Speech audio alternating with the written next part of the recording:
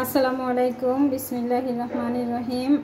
আজ আমি কচু ভর্তা তৈরি করব। কচু ভর্তা তৈরি করার জন্য কচু এরকমের পিস করে কেটে ধুয়ে নিয়েছিলাম। ধুয়ে নিয়ে এটাকে পানিতে সেদ্ধ করে নিয়েছি।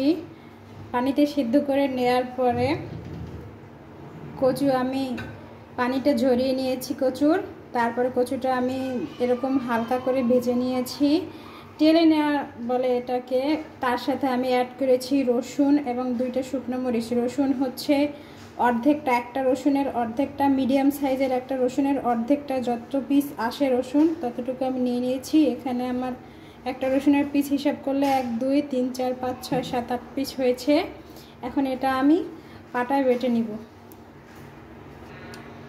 কচু বেটে নেওয়ার পরে এই অবস্থানে এসেছে। এরপর যে কচু ভর্তা তৈরি করা আমার পুরোপুরি কমপ্লিট হয়ে গিয়েছে।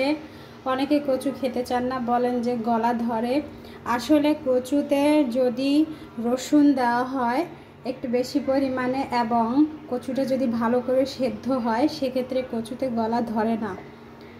এভাবে ভর্তা তৈরি করে আপনারা খেয়ে দেখবেন। যদি আমার এই রান্নার রেসিপিটা, এই ভর্তার রেসিপিটা যদি আপনাদের ভালো লেগে থাকে তাহলে অবশ্যই শেয়ার করে দিবেন, লাইক কমেন্টস করবেন এবং চ্যানেলটা সাবস্ক্রাইব করে দিবেন। ধন্যবাদ।